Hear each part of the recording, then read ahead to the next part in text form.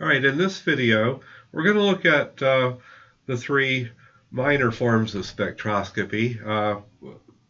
Not everybody agrees with these being minor forms of spectroscopy, but we're going to look at infrared, which is vibrational spectroscopy, ultraviolet spectroscopy, and mass spectrometry, which we'll find actually has nothing to do with spectroscopy, or nothing to do with anything spectral at all. Okay, all right. So first let's look at infrared spectroscopy. Now, unlike NMR spectroscopy, in infrared spectroscopy and in mass and UV spectroscopy as well, we're not going to do a 100% interpretation of everything in the spectrum. Okay? And so we're just going to look for key absorbances in these peaks, okay? All right, so let's look at the infrared spectroscopy or vibrational spectroscopy. First, let's look at vibrational modes. What types of things cause a vibration? The most common or most easily identifiable one is over here. This is just the bond stretch, okay? When we look at these are like two balls on the end of a spring. So their vibration is basically just simple harmonic motion. This is a very simple vibration, and we're going to find it's actually the most useful one to understand. Okay? The other type of vibration we commonly have involves three or more atoms. These are more complex. Bending is where, like, these would move in the same direction, or wagging, they would, or scissoring, they would be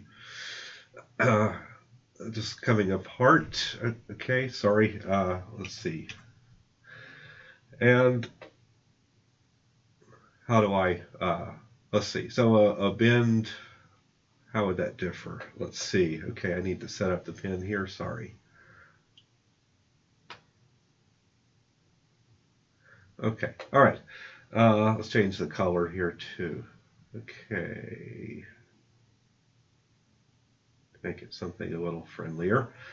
Okay, so the in the wagging, they're going to be going the same direction, and in the scissoring, one will go that way and one will go this way, kind of like a pair of scissors. Okay? All right, so these are more complex. They're a little harder to predict, and we don't get as much useful information about identifying or assigning structures to unknown compounds this way. However, it's very useful for comparing if two compounds are the same or different. Okay, so most of our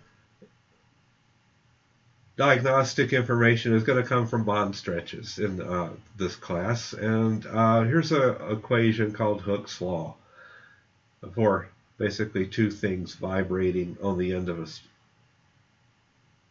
spring like this. Okay, all right, so our frequency here is governed by this equation. C is the speed of light, F here is the force constant, which we're going to relate to the bond strength. The stronger the bond, the stiffer the spring, okay? And this quantity here, all in blue, is referred to as the reduced mass. So the mass of the two atoms on the end of this spring is going to have also a big effect on our frequency. Okay, so let's look at what a typical infrared spectrum will look like.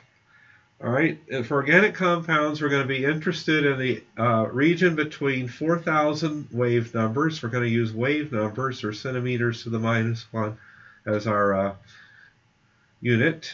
Okay, down to 600 wave numbers. So wave numbers to microns is sorry, is governed by this equation right here. Okay.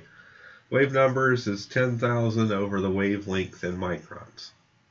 Okay, this area above about 1500 is what we're going to call the diagnostic region. This is where we're going to see our bond stretches. Okay, and this area between 600 and 1500 is what we call the fingerprint region. It's going to be dominated by our more complex vibrations and some of the simple bond stretches of heavier elements. But for organic compounds, this region isn't quite as useful. Okay. On the y-axis, we have percent transmittance. So we're looking at how much light does not get absorbed. So we don't have peaks like we do in NMR. We have valleys. So when something's not absorbing, it's up here. The light is just passing through the system. And when something is absorbed heavily, the peak is down here, close to 0%. It's absorbing quite heavily. And there's this important equation here that gives us a guide as to how intense a bond stretch is going to be. Okay? And its intensity is proportional to the change in the dipole moment during the vibration. If there's no change in the dipole moment during the vibration, you're not going to see much of a peak. But if there's a big change, then you'll see a large peak. Okay. All right, so let's look at, okay, so because of this equation here, we're going to see that based on the atomic weights of our atoms that are involved in the stretch, they're going to come in quite different places, whereas the force constant for sigma bonds and pi bonds in organic compounds is kind of not really all that different. Okay, so first we're going to look at the stretches between carbon and oxygen, or stretches between hydrogen and either carbon or oxygen. Okay? All right, so the OH stretch, like we would see in an alcohol or a carboxylic acid, is quite intense. It's going to come at 3400 to 3600. And it's going to be intense, and it's actually going to be quite broad due to the complications of hydrogen bonding and the rapid exchange of the hydrogens. Okay? All right. When we look at hydrogen attached to sp carbon, like in a terminal alkyne, it's going to be right in this region here, 3200 to 3300, and it's going to be a moderate peak, and it's going to be quite sharp. Okay. Now, hydrogen is not quite as strongly bound to sp2 carbon as it is to sp carbon. We see the stretching frequencies a little lower here, and this band here is not quite as intense. There's a little bit of an electronegativity difference here. Remember that we can stabilize, or that anions disposition start kind of stabilize, so this is an electronegative carbon relative to this one as well. Okay. All right. Here you see the direct relationship between stretching frequency and bond strength when you look at these two. Okay. The trend continues here at sp3ch stretches. Okay. These are all 2800 to 3900 wave numbers. These are moderate to weak, and although they're not terribly intense, your average organic compound has a lot of these peaks in it. So they add together, and ultimately you end up with a very intense peak. Okay, another important thing here is this boundary here of about 3000 wave numbers. Okay, we're looking at the hydrocarbon part.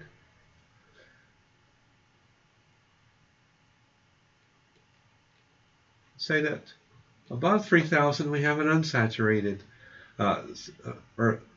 system, and below 3000 we have a saturated system. So this is a very important boundary right here, 3000. It's the boundary between saturated and unsaturated. Okay, so let's look at a couple of examples here. First, we're going to look at their CH stretches, and then we're going to talk about some of the other peaks in some of these compounds. Okay, so this is heptane, which You've forgotten your IUPAC numbering system. Fine. 1, 2, 3, 4, 5, 6, 7.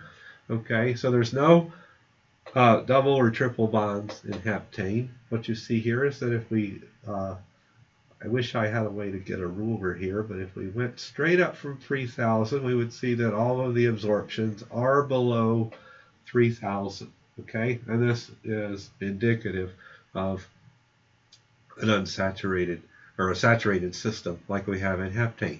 All right, so notice here we have a lot of other peaks. Well, these are all from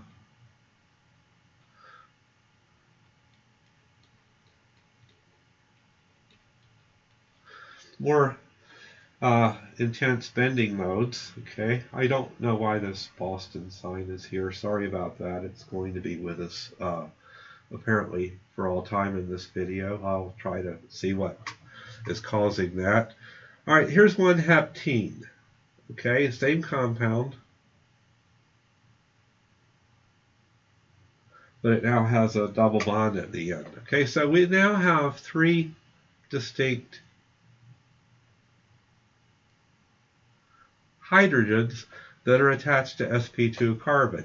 And again, we're going to go here about 3000. And notice that we do have a peak that's above 3000, and that's for that hydrogen directly attached to the sp2 carbon. Okay, heptine is here.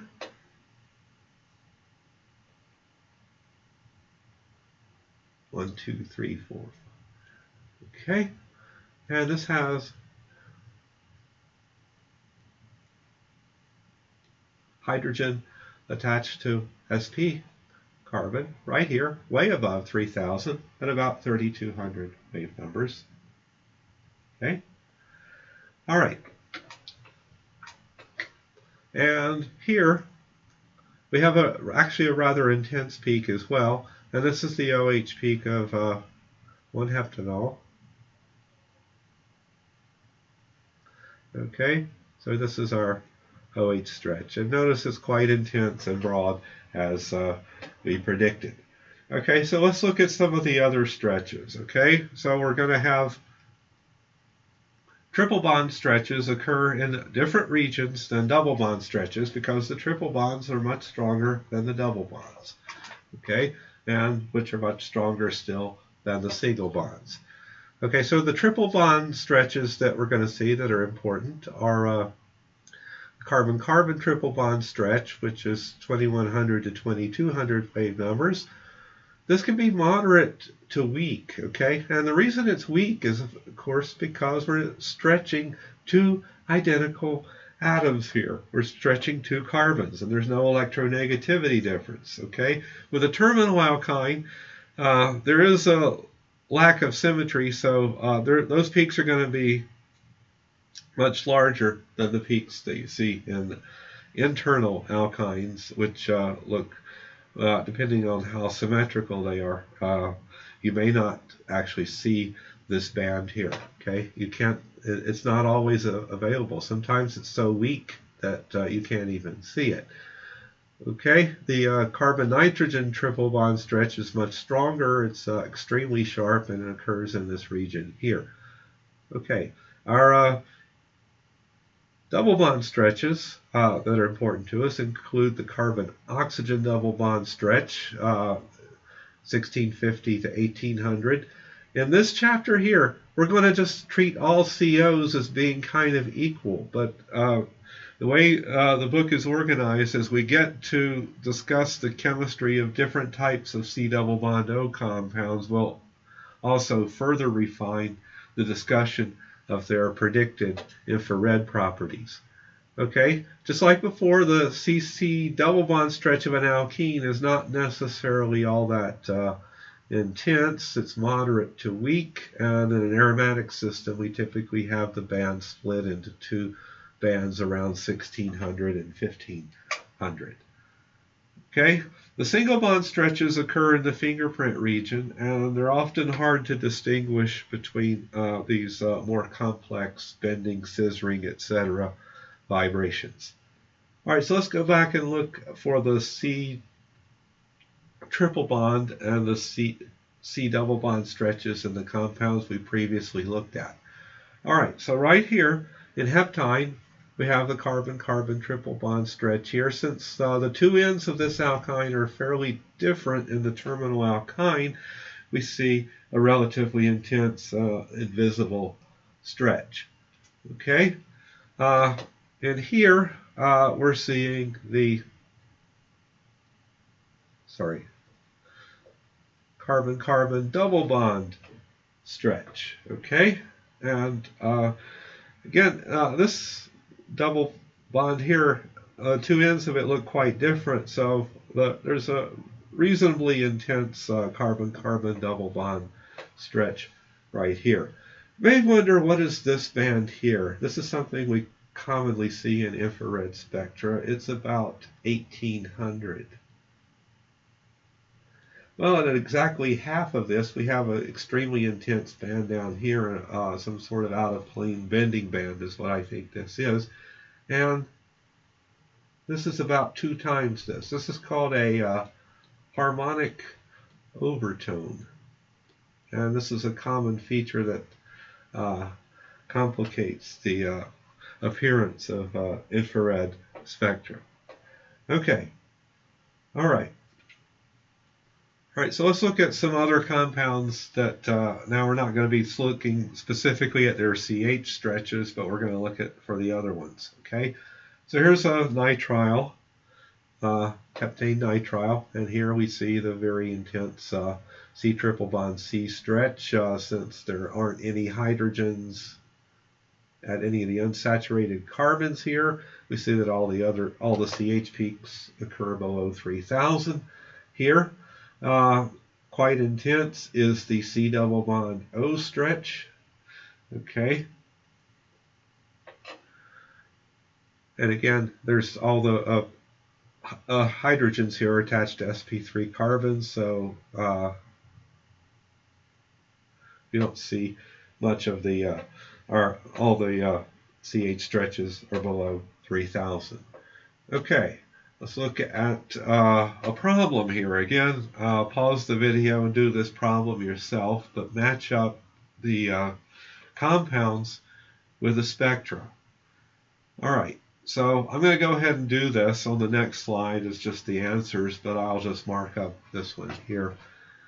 All right, so what we want to do is try to identify the bands. We have 3 compounds that have OH groups, 1 compound that does not. That looks like an OH stretch. This looks like an OH stretch with something else contributing to it. This certainly looks like an OH stretch. And this one has no OH stretch. Okay, we do have a peak here, but water is a common impurity in organic compounds, and unless your OH stretch is really big, it's typically doubtful as to whether it's an OH stretch or not. Okay, so we're going to assign this compound as the one that is lacking an OH stretch. Okay, so sorry about this, but I've marked it up here. The 2 double bonds of the C double bond O are coming right on top of each other, but here we see this triple bonds stretch, and here we see the CO stretch. That's perfectly consistent with this compound. Okay, so what's the difference between the other 3? Here we see that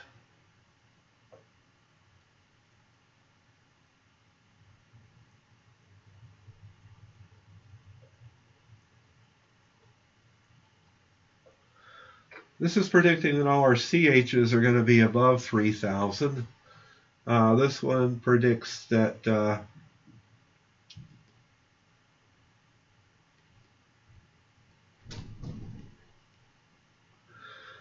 we're going to have hydrogens at both sp3 and sp2 carbons. And this last one over here is kind of unique.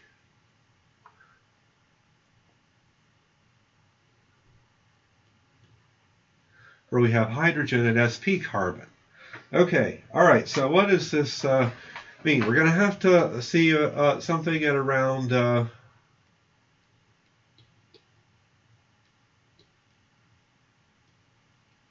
3,200 to 3,300 centimeters for this peak.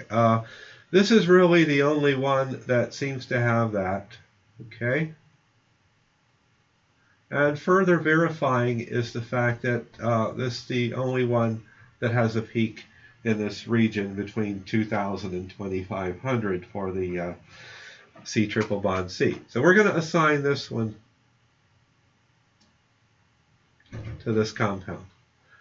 All right, so if you look at this spectrum here, if you go up to 3,000, you see that we have significant peaks on both sides of this line. Okay, so we're going to assign this one as being the second one in. Okay, and this one by process of elimination is hydroxynaphthalene. Okay.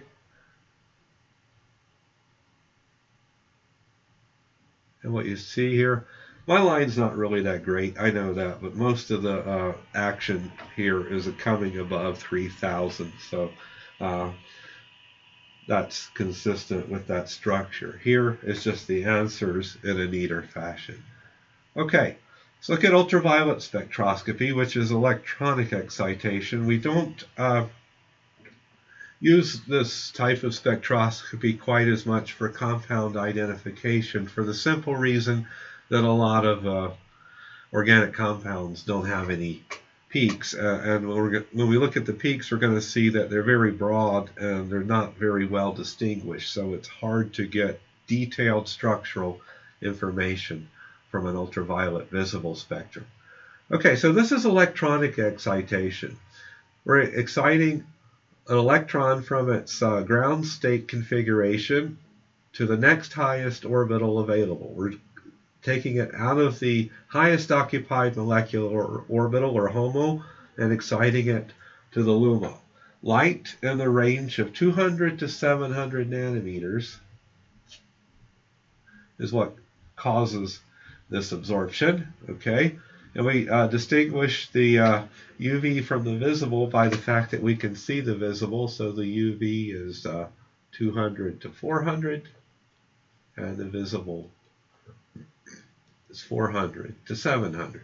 Okay, the same thing is happening from a chemical standpoint in both forms of spectroscopy, but we can see we can use our eyes as a spectrometer in the visible region in a lot of cases. All right, so if you recall the discussion of molecular orbitals, let's look just at the pi bond description of ethylene. Okay, so we have HOMO, which has the orbitals in a bonding interaction, and the LUMO, which has them in the anti-bonding interaction. Well, it takes 180 nanometers to make butadiene absorb. Okay, sorry, ethylene absorb, and this is the vacuum UV. Basically, everything absorbs in this region except a noble gas. Okay, something that doesn't have a bond. Okay, so the vacuum UV spectroscopy would tell us that we don't have argon, but we probably already knew that. Okay, when we make the system conjugated, okay, the HOMO and the LUMO come closer in energy to each other. This is our HOMO-LUMO gap, delta E. Okay, and here is our HOMO-LUMO gap without the conjugation. And notice that the energy difference between HOMO and LUMO is much smaller in butadiene, and it absorbs at a higher value, 217 nanometers. So it's crossed into the ultraviolet. So we say that it's ultraviolet active if it's conjugated. So we primarily observe conjugated systems in the ultraviolet visible spectrum. Not all molecules are conjugated. So a lot of molecules that we might want to look at don't even have an ultraviolet visible spectrum. Okay? All right, so let's look at some typical pattern for an ultraviolet visible spectrum. Okay, the values reported here are going to be the lambda max. This is the wavelength where we have the highest absorption, and we're going to also be concerned about its molar absorptivity. So on the y-axis we have absorbance. The more strongly it's absorbing, the higher the peak is going to be here, and our region is typically 200 to 700 nanometers. Okay. The most common ultraviolet absorptions for organic systems are these pi to pi star excitations that we looked at here. Okay, so we're going from bonding to anti-bonding. Okay. All right. So this is a typical ultraviolet spectrum. Okay. Greater conjugation leads to a higher lambda max. And the peaks are broad due to complications from vibrational coupling. Okay, all right, so let's look at a couple of other issues here. Okay, recall that in our simple system, butadiene, it went up to 217 nanometers. That's the simplest conjugated system we can imagine. It's just barely over 200. When we have 3, it's 260 nanometers. It's still colorless. We have to put a lot of double bonds in conjugation to actually get a colored compound. So this compound here is actually beta-carotene, and it has 1, 2, 3, 4, 5 times 2 is 10. It has 11 alkene groups in conjugation. So even within, it's only just barely appearing into the visible region. Okay? If an organic compound is colored, it's usually yellow. And this is to the following argument. White light is the light coming in, and we're selectively, when we absorb it, taking one color out of the spectrum. So what it's going to look at like is its complementary color. All right, so something that just barely is entering into the visible region here, we'll say like 410 or something like that. It's absorbing the purple light, but it's going to look yellow. Okay? I always say, if you make a green organic compound, you've really done something. Okay, it's kind of hard to get the color green from organic systems, or just simply from conjugation. We'll find there's other things other than conjugation that give rise to ultraviolet visible absorptions, but not that many. Okay, all right, so here's some typical ultraviolet spectra. They're ugly compared to the spectra we've looked at before. This is the UV visible spectrum of 1,3-cyclohexadiene. Its lambda max here is about 245 or so nanometers. It's a very long absorption, but it goes down to essentially 0 before you get out of the ultraviolet region, so it's a colorless compound. Aromatic compounds, of course, have conjugation. This is the ultraviolet visible spectrum for toluene. Okay, there's a little bit more definition. We probably call this our lambda max right here. It actually has multiple lambda maxes when you think about it, but the overall lambda max would be right there. Anthracene, which has more aromatic rings fused together, is also a colorless compound, but it has a slightly more complicated spectrum. Even close to the visible region, here is like 370. It's starting to fall off, but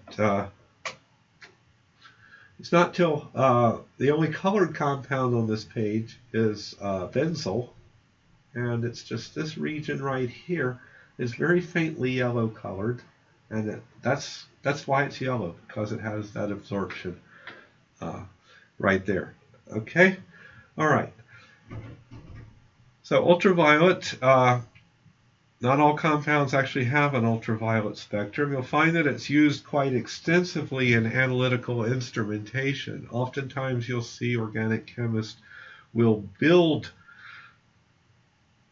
ultraviolet structures into their molecules so that they can find them using the types of instruments that we use. Okay, the last of these other spectral methods we'll look at is mass spectrometry. And we'll find that there's nothing about absorbing electromagnetic radiation here at all. The primary use here is for molecular weight determination. The most oldest and still most commonly used type of mass spectrometry is called electron impact ionization mass spectrometry. All right, here's what happens in electron impact. The molecule at high vacuum is hit with a very strong electron beam. This causes an electron to get knocked out of the system. When it's missing an electron, it acquires a positive charge, and it's also going to have an unpaired electron. It's now going to enter a magnetic field, and when it does, it undergoes a curvature. The radius of curvature is given by this equation here. It's proportional basically to the mass to charge ratio. Okay? All right, so we can look at where the ion eventually comes out and correlate it with how heavy that ion was. Okay? This is a very high energy compound, and under electron impact mass spectrometry, what you produce is a lot of fragment ion peaks. It falls apart. It's not a very stable system. The unfragmented ion, it's usually the molecule with the highest mass, and we call this the molecular ion, abbreviated M, or the parent ion. Okay? All right, so let's look at a mass spectrum. All right, so on the y-axis, we're going to have peak intensity, and on the x-axis, we're going to have increasing mass to charge ratio. Since most organic compounds only get ionized once, it's usually just the molecular weight. Okay, our largest peak is going to be referred to as the base peak. Okay, that's the peak that has the highest intensity. The peak at the highest mass, but composed specifically of major isotopes, is going to be our molecular ion or parent ion. Minor peaks above the parent ion are due to the presence of heavier isotopes, which are usually minor, and we'll discuss that on the next slide. Okay, so fragmentation pattern analysis is also another important clue to structural information. However, we're going to reserve that for a more advanced class. Okay. Isotopic distribution can be used to detect chlorine, bromine, and many other elements. This is because the ions come out. Remember that we calculate molecular weight based on the average distribution of the isotopes. Molecular weight of methane 16.04. Why isn't it 16.0? This is because there's mostly carbon-12 and just a little bit of carbon-13 present. Deuterium is present too, but deuterium's a comparatively rare isotope. C13 at 1.1% natural abundance is a fairly abundant minor isotope. So if we looked at the parent ion of methane, we would see a huge peak at 16 and a much smaller peak at 17. Okay? And this is due to the presence C13CH4. Okay? This is the parent, or M peak. Okay? That's the highest mass peak composed of the major isotopes. This is technically higher mass, but it's due to a minor isotope, and this is called the M+1 peak. Okay, let's look at a more complex organic molecule. This is phenanthrene. Okay, it has 178. It has 14 carbons. The probability that one of those carbons is a C13 is much higher at 16%, and there's a remote possibility that you might have two C13s present. Okay, and what we see here is that the M+1 peak is actually much bigger because there's more carbons.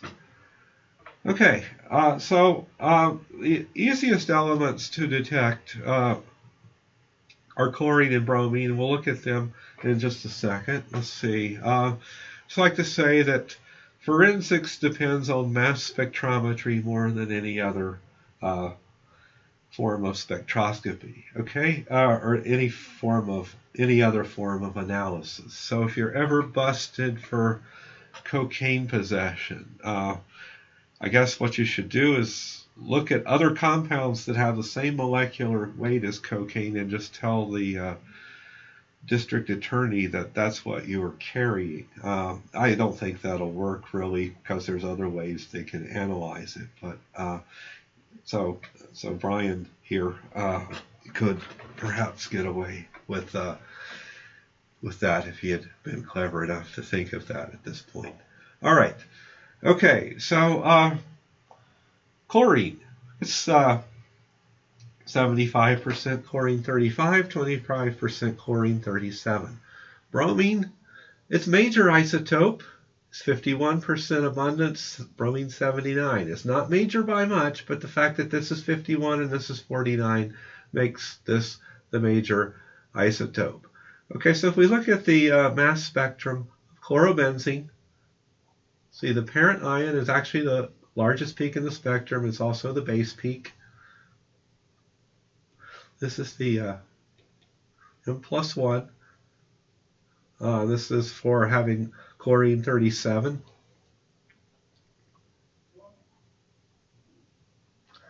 And a carbon 13. This is the M+2 peak. This has now, chlorine 35. This now has a chlorine 37. And this M+3 peak, very small, is for the minor isotope of chlorine and the minor isotope of carbon being present. Okay, we'll notice a fragmentation here. And what we can say here is that this fragment here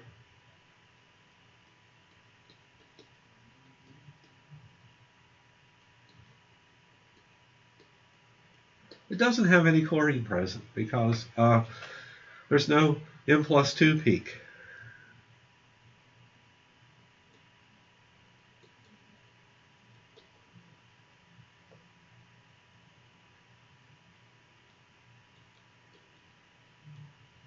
There's no M+2 at 1/3 the intensity.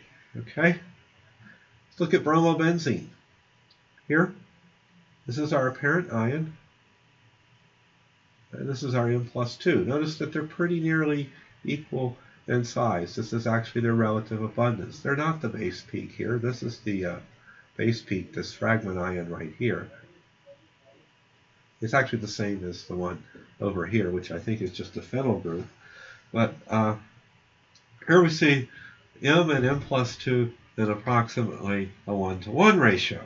All right. Okay, and here we see some minor peaks. This is for a C13, and this is for a C13 and a bromine 81.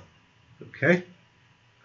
All right, so chlorine and bromine are easily distinguished. Let's just look at some sample mass spectra here.